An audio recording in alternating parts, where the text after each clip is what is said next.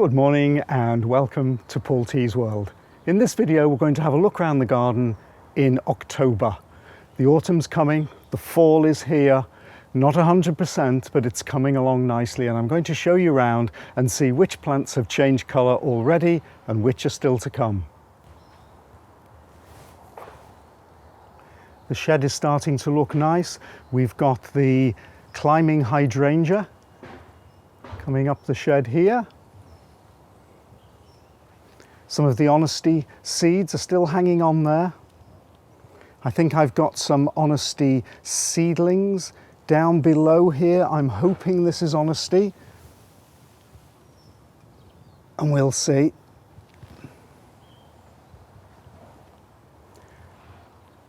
Also up the shed is the Chinese Virginia creeper. Non-invasive, and I bought this because of its gorgeous autumn colour.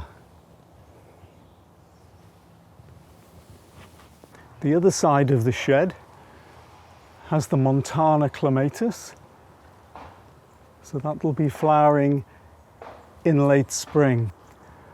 The Montana flowers quite early. Doesn't last for that long, but when it does flower, it's gorgeous.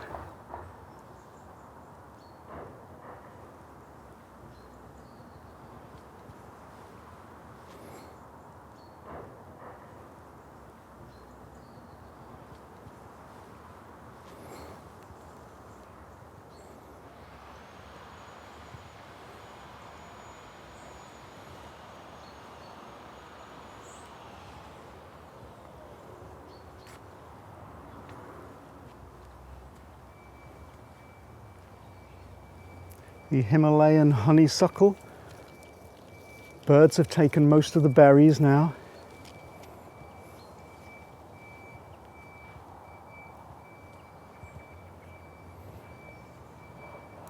Just round the pond we've got the yellow loosestrife and the purple loosestrife. I won't cut these back. I'll leave these over the winter, and if we have a frost they could look nice on a nice frosty morning.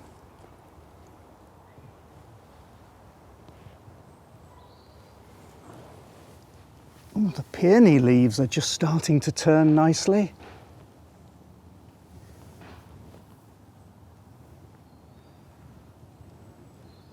Some of the dahlias are still in flower.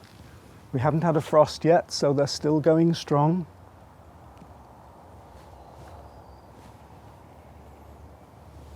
And I shall continue to deadhead here. These are the conical spent flowers. So these need deadheading, and here. And then here are the new flowers just coming. The rounded flowers. So we have a conical one here to be deadheaded, and that one will be a flower in another couple of days.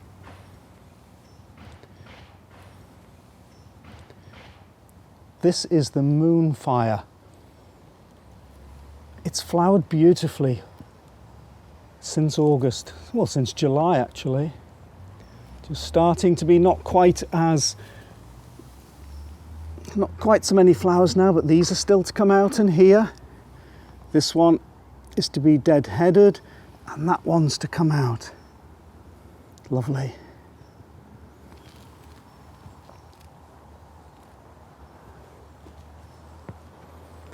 I need to get some of the leaves off the pond.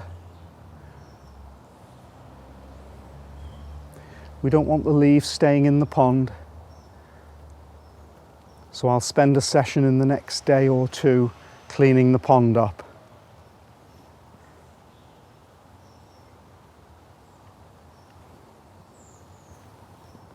This little fuchsia has done well.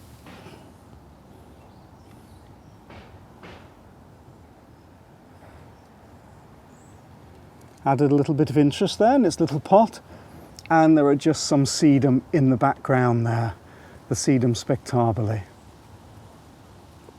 So I leave the Sedum spectabile like that over the winter, and I'll only cut it back in the spring when the new growth starts at the base.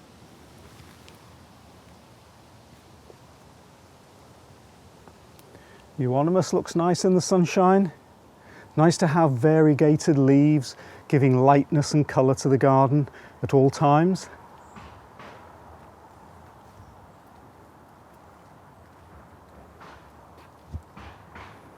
This is a Viburnum bodnansi Dawn. I've got it more for the foliage, but it does flower, starting to flower now, and so it'll flower through the winter.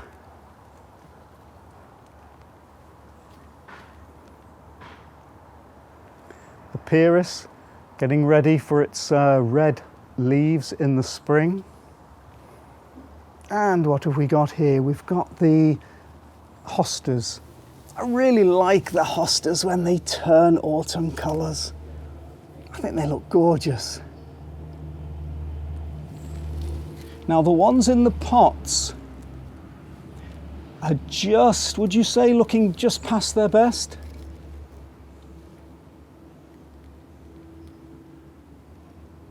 I'll be leaving these hostas until they die off. I think they look absolutely gorgeous at this time of the year.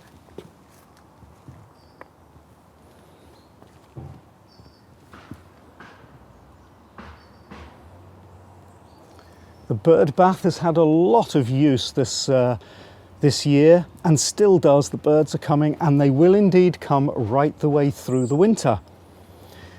Now the problem with this is a stone bird bath, and the problem with it is when you have frozen water it will crack it, and I had 4 cracks here.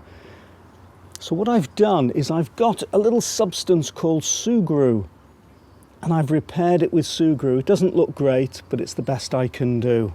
So it's really important through the autumn and right the way through the winter to keep some fresh water in there. But don't pour boiling water into the bird bath. It will crack a stone pot, as you can see.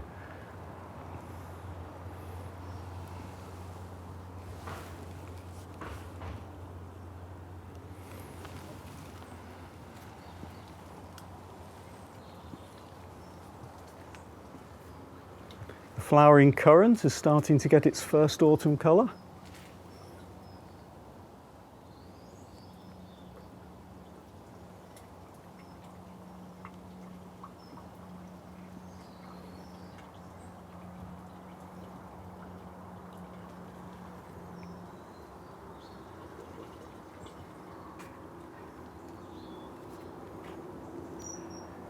One of my favourite plants, the firethorn or pyracantha.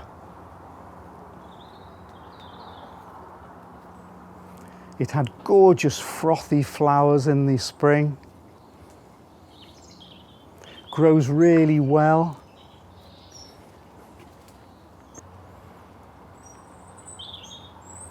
Birds like the berries. The birds will eat the red ones first. I've got 2 here, a red one and an orange one for interest. So the beauty of pyracantha is you have interest all year. It's evergreen. The leaves, these lovely leaves, they will be here all the time. They don't really lose their leaves or thickness at all. Oh, can you hear that lovely song of the robin?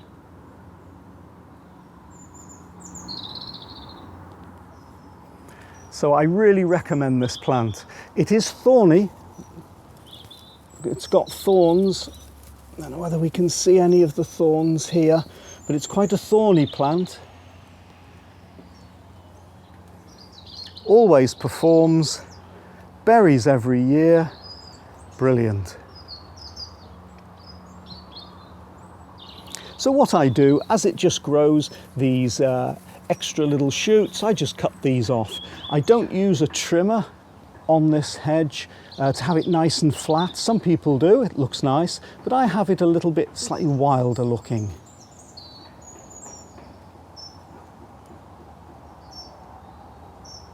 Rambling Rector Rose, I've cut just some bits back, just tidied it up a little bit. It's been growing some new stems for next year, for the flowers for next year.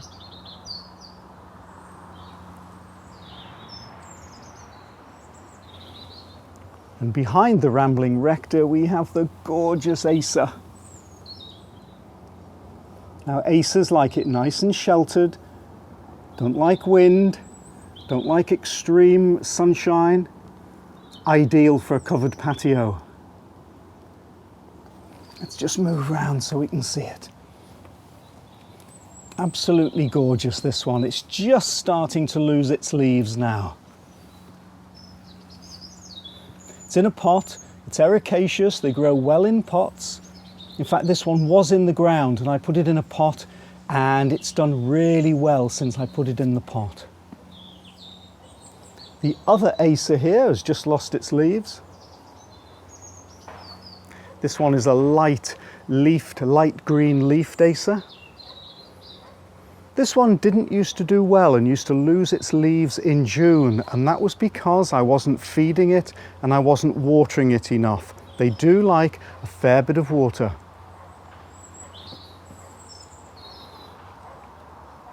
Let's just have a look at the little bed in front of the back of the house. Variegated euonymus, and of course the Cotoneaster horizontalis. Not so many berries on this one as the one in the front, possibly because it doesn't get the sunshine. But it's growing nicely along the wall. This is what I want it to do. Probably what I'll do here, as you can see here, that's quite long. So if I pruned it there, it will then send off lots of other little shoots, because I would like it to cover this wall. Just as it's covered this part.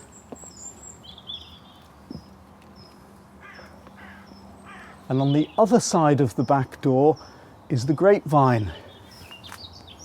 Losing its leaves now. If I wanted, I could actually cut this grapevine right back and it would grow this much next year. But what I've decided to do this year is actually leave it, and so I'm going to train it right across the pergola as it's going here next year. So it'll join up with the Clematis montana here. I'm just letting this ramble as it likes.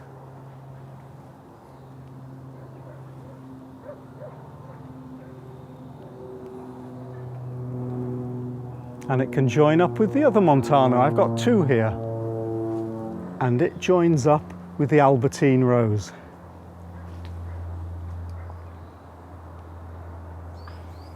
All these in pots.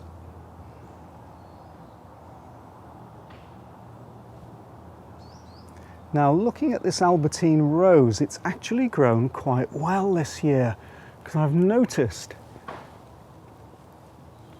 that it's grown right along the pergola to the corner here.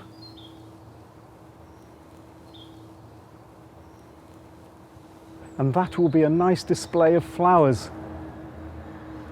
next year.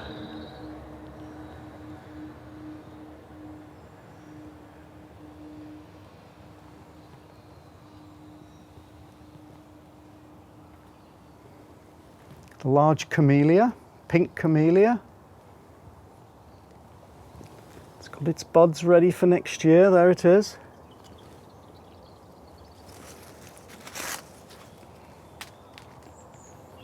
I have it in the middle of the patio here. And this year, early on, I dug as much of that soil out as I could and I put in fresh ericaceous compost. Lovely compost, and the blackbirds like the compost, so I have to put chicken wire here. Otherwise the blackbirds looking for worms just throw all the compost out onto the patio, which is a little bit annoying. Also in the patio is the big hydrangea that we've seen on the other videos. Looking good. It's a lace cap hydrangea. It's an old lace cap hydrangea. In fact, let's have a look inside and see what it's looking like. I have to cut lots of this away each year. Let's have a look. There we are. Let's see what's going on in here. And look at this. Look at this. There's a bud. And here.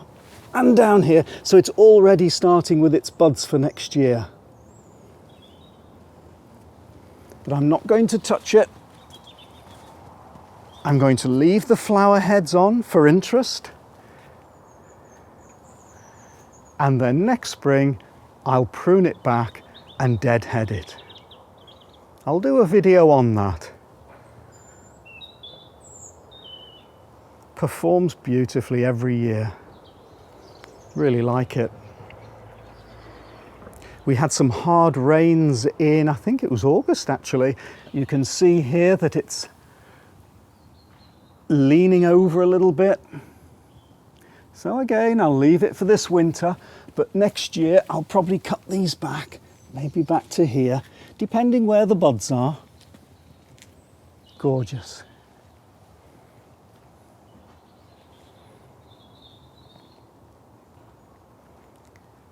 This clematis, Bill Mackenzie, on the patio.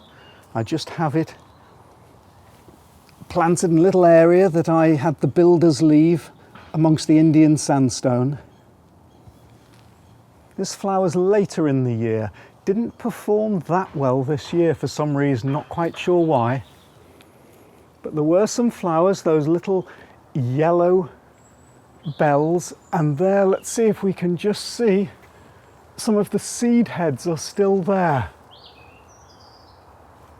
They can look spectacular, these seed heads, in the sunshine in the late evening. Perhaps in the winter, I'll just cut it all the way back across here, like that. Then next year, it'll grow all the way up and flower.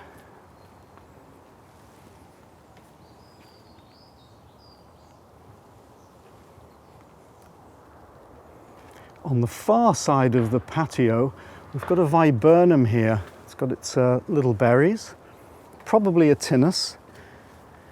It was actually encroaching this area where I have the bins. And so I've cut it right back in the style that I do with my chainsaw. And I know it will grow back. So once I prune something back, I really prune it back, as long as it's a plant that can take it. And here we can see, look at this, starting already. So in a couple of years, this will be a mass of leaves again, but much further back than they were.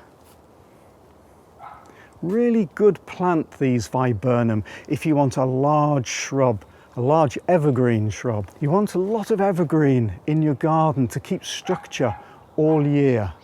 And I've decided with this, I'll train it across here. And in fact, what I might do is make an archway here. So you have to walk under it. And next to the viburnum is the magnolia.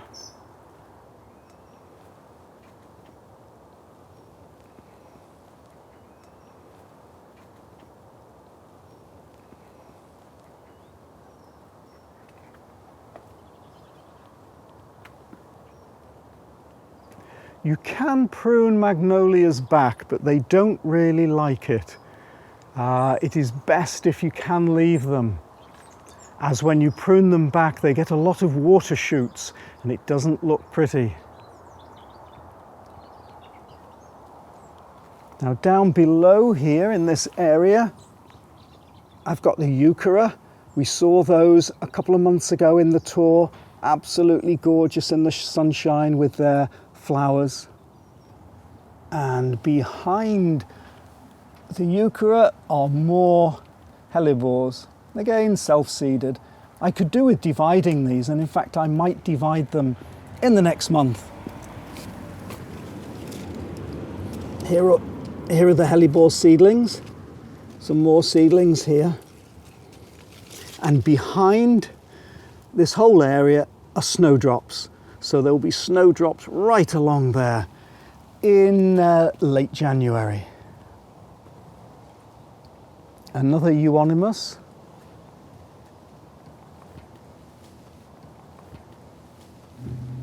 I line this area here because the soil is so thin. I have the London Pride here. Oh, and what else have I got here? That looks like a kind of, is it a horse? sort of mapley sort of thing. That needs to come out. I don't like the look of that.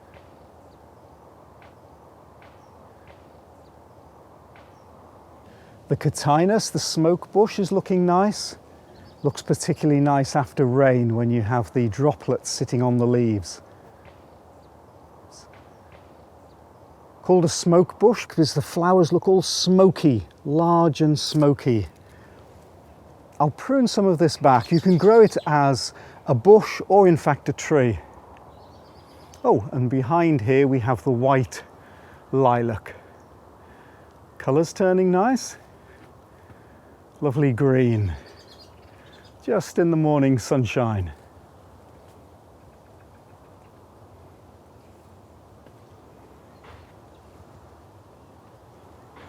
Spirea bridal wreath behind, getting past its best. It's a very old shrub, but it's still performing.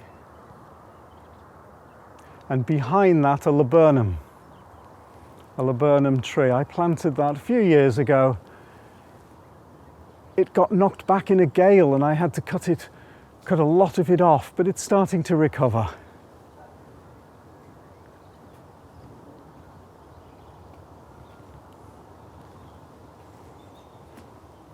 And the dahlias. They need tidying up a little bit. I've left them for a few days. Still some flowers to come out here. There we are, nice round flower about to come out. There we are, another two here. Here's a spent flower. It's got its own charm in the autumn really, hasn't it? Just look at the wrinkles there.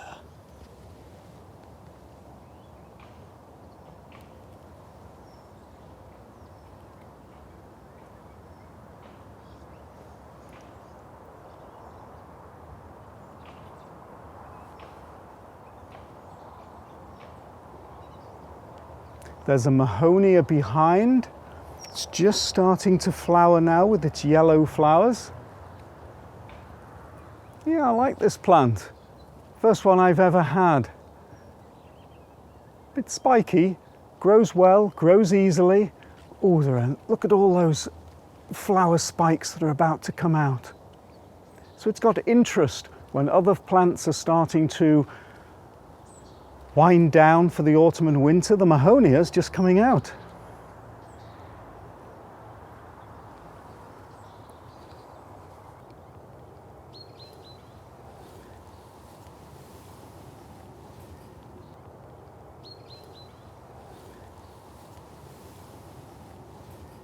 Even if you are lifting your dahlias, wait until the frost has hit them. Apparently, dahlias want a little bit of frost to shut them down. You don't want to be lifting dahlia tubers that are still growing. So you want the frosts to shut them down, one or two good frosts, and then lift them. Now I say this, I don't lift these dahlias. Here in near the coast, we don't need to lift the dahlias. I just put some mulch over them and they'll be up again next year in July. They're really good value plants. I like them.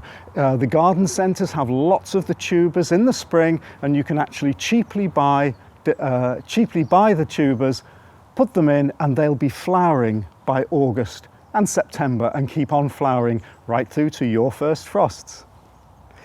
Now here it's quite mild next to the coast, so our frosts might not happen until November and indeed early December. So I will wait. I will probably cut these back once they have all died back, as they will flop. But many of the other plants in the garden I leave over the winter.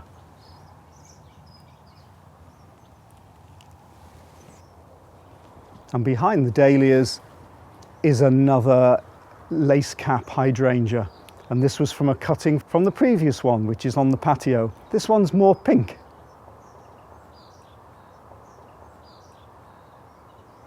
Lots of new growth from this year.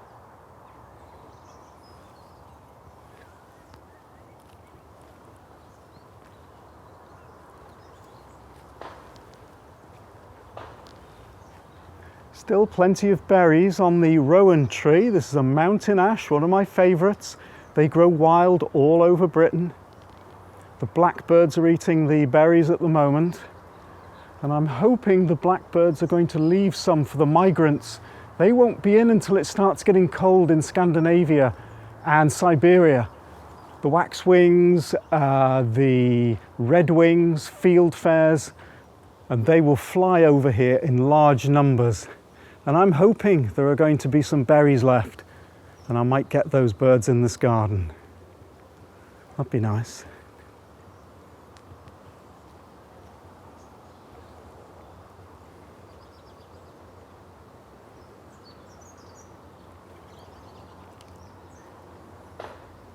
Over in the corner of the garden is the liquid ambar. Liquid ambar styrosiflua Worplesdon. Isn't it brilliant when you've got a long name like that? And I bought this tree specifically for its autumn colour.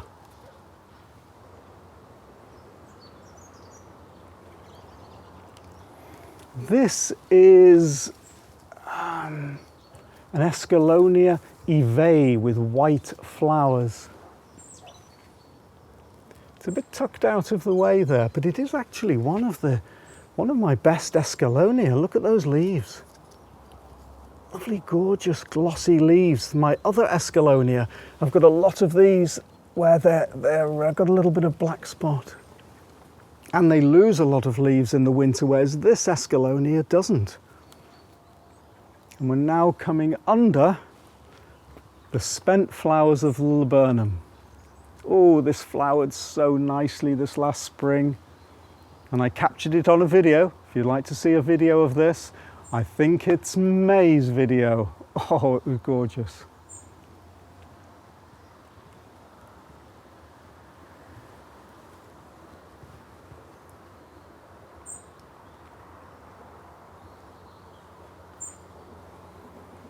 There's some little seeds there.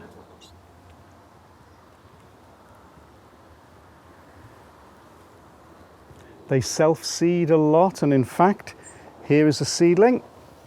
Here we are, from 2 years ago, I think, that seedling, and there are a few more down there.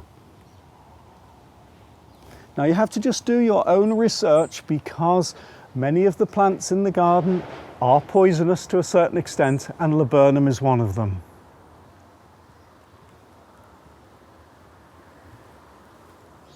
Berries are out and looking good on the Guelder Rose. So I bought this specifically for the wildlife. As I had mentioned in another video, the wildlife tend to leave these berries. Not sure why, but I did see something this morning in this bush having a go with these berries. This is this hedge that I planted to separate the garden from my compost area and place to put things that you don't want on show. So what have I got there? I've got the oak behind.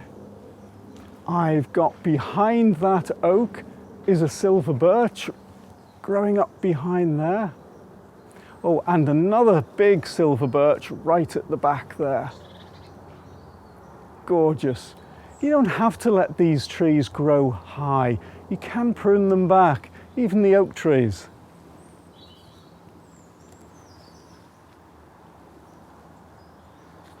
This is the cooking apple tree.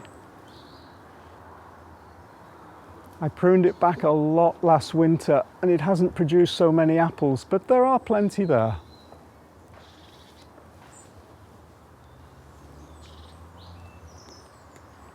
I like to leave plenty of apples as windfalls.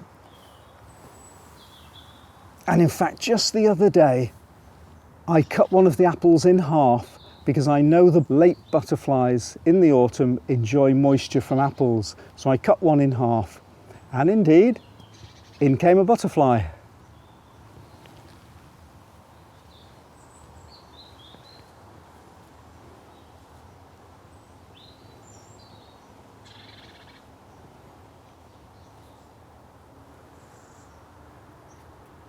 Here's the field maple. I really like it when all these leaves and stems and branches from the various trees and shrubs all intermingle, make their own way. I've even got some clematis growing through all this. Oh, and a honeysuckle, both doing really well. Another shrub that's doing really well is this Weigela. In fact, I'll just move across here so my shadow moves across. It's actually got some flowers. Probably the reason it's got those flowers is I've encouraged it to flower again and late, because I cut this Weigela right back. You know how once I start pruning, I really get carried away? And the reason I did it is I wanted to give more room to this Spirea bridal wreath. Oh, so next spring there's going to be lots of little white flowers on each of these arching stems, and it's got plenty of room to grow. Now I've cut back that Weigela, and the Weigela will come back. Look at it. There's where I really pruned it back. Look at this. There we are. No problem. Grows back again quickly. Having said that, I pruned right back this elderflower, and it hasn't grown again that well. These are as tough as old nails. They're wild. But for some reason, it hasn't grown that well, because I did this a few months ago. But it will do. You can see all the buds there. And there's a holly there.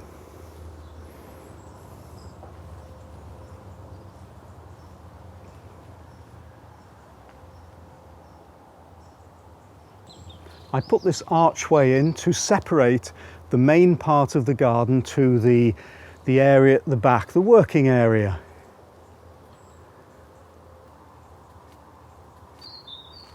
There are some silver birches in here and the oaks. Oh, and what I'll do is I'll walk right up to the liquid amber. So I'm just going under a silver birch here. There's the oak tree there. Silver birch, the gorgeous Himalayan silver birch here with the white bark that you can actually wash. And one day I might wash it and see how well it comes up. So let's carry on under these trees. So we've passed the silver birch, and now we're on the Guelder rose.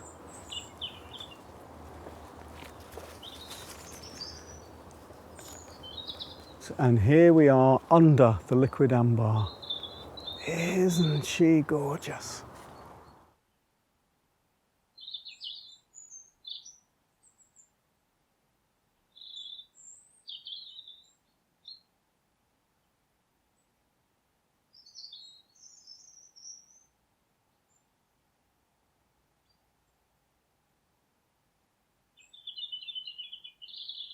I hope you enjoyed our little walk round my English garden in mid-October. If you have, perhaps you might like to subscribe, hit the notification button so you won't miss any of my videos, and I'll see you next time. Bye.